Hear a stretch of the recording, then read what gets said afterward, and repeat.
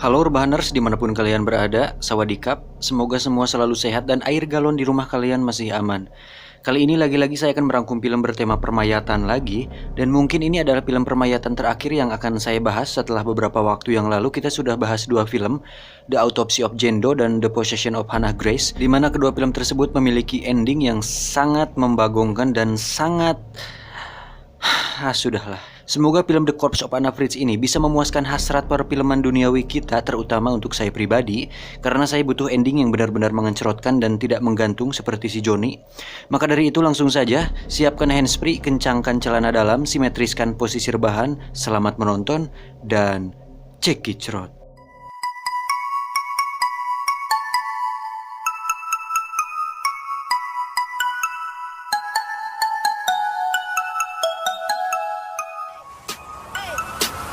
Get it when I get back.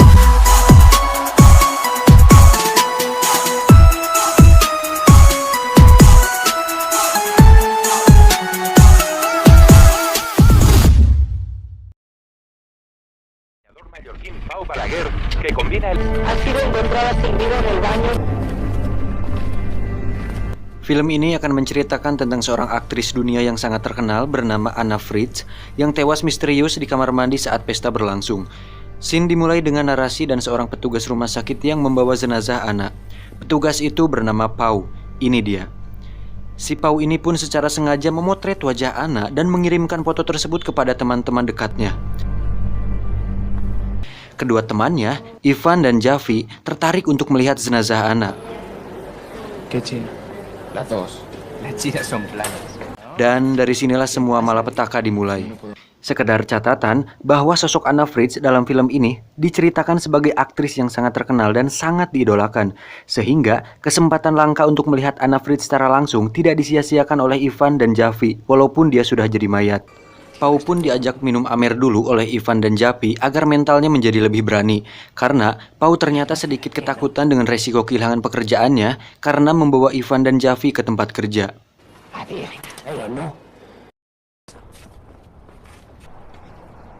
Un montón de papeleo y un senfa.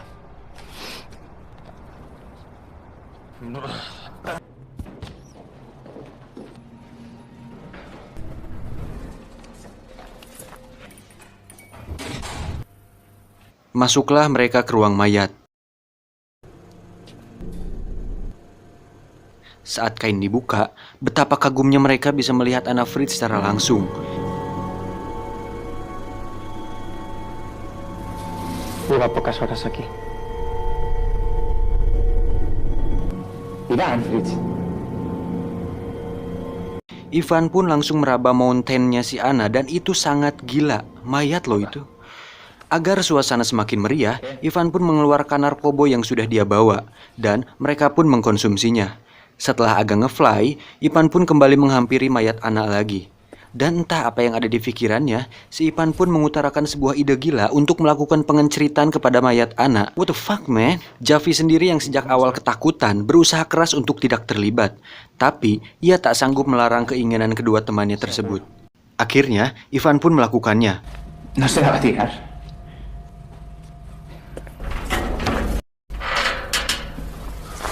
La madre que lo parió. Setelah selesai, sekarang giliran si Pau. Namun hal mengejutkan terjadi. Tak disangka, ternyata Anna Fritz hanya mati suri dan dia hidup lagi. Tapi, ia tak bisa berkata apa-apa, tubuhnya pun masih kaku. Mengetahui itu, Pau kaget bukan main. Ivan berencana membunuh Anna agar perbuatan bejat mereka tak pernah terungkap. Rencana itu pun mendapat pertentangan yang keras dari Javi. Saat Javi akan membawa mayat Anna keluar untuk mendapatkan pertolongan, Ivan langsung menghalanginya. Terjadilah perkelahian antara Ivan dan Javi yang berakhir dengan tewasnya Javi. Dari sini, semuanya menjadi tambah kacau. Hal tersebut membuat Pau dan Ivan semakin dibuat kalap. Mereka harus mengurus jenazah Javi sekaligus mencari cara terbaik untuk melenyapkan Anna Fritz. Ivan lalu menyuruh Pau untuk mengikat tangan dan kaki si Anna yang sudah mulai bisa bergerak. Kemudian, dia sendiri memutuskan mencari tempat sampah di luar untuk membawa mayat si Javi keluar dari sana. Sementara itu, Pau sedang membersihkan darah Javi yang berceceran di ruangan lain. Anna pun mengambil kesempatan itu untuk kabur dari sana. Dengan tubuh yang masih leles, dia pun pelan-pelan mengesot-ngesotkan badannya, maksudnya mengesot-ngesotkan badannya menuju ke sebuah lift. Ivan yang sudah kembali ke ruang jenazah langsung mencari Anna setelah menyadari Anna sudah hilang dari sana. Saat sudah sampai di lift dan pintu mulai tertutup, tiba-tiba Ivan muncul dan menyeret Anna kembali ke ruang jenazah.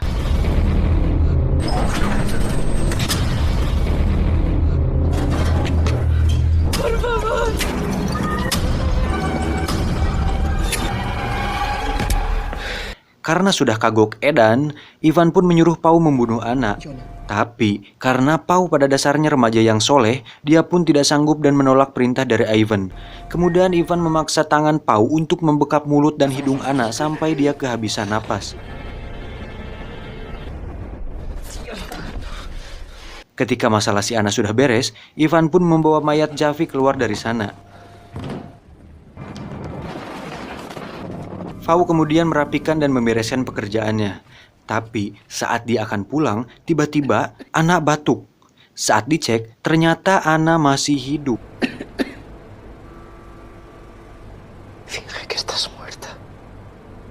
Di saat bersamaan, terdengar suara Ivan membuka pintu.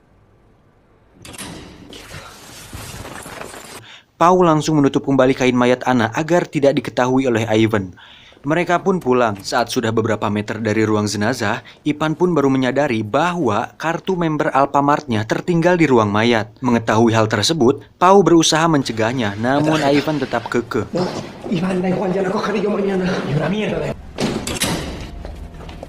Saat masuk, betapa kagetnya Ivan melihat Anna yang sedang memakai baju dan sedang berdiri. Ivan yang menyadari bahwa Anna ternyata pura-pura mati dan Pau menyembunyikan hal tersebut dari dia, Ivan langsung menghajar Pau. Tak diduga, Anna langsung menikam leher Ivan dari belakang menggunakan gunting. Ivan seketika tewas. Dan Pau, dia pun ditusuk juga, lalu tewas juga.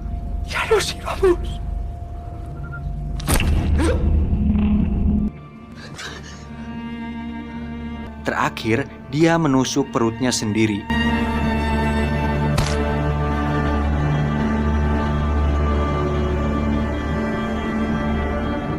Dan tamat. Ending yang sangat amat membagongkan.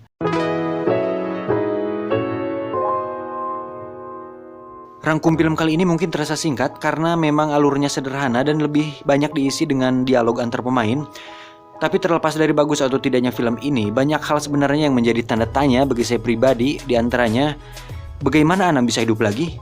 Mungkin mati suri, oke lah bisa.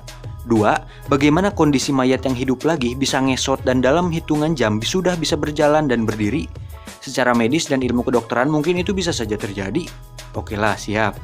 3. Ini yang paling membangsatkan.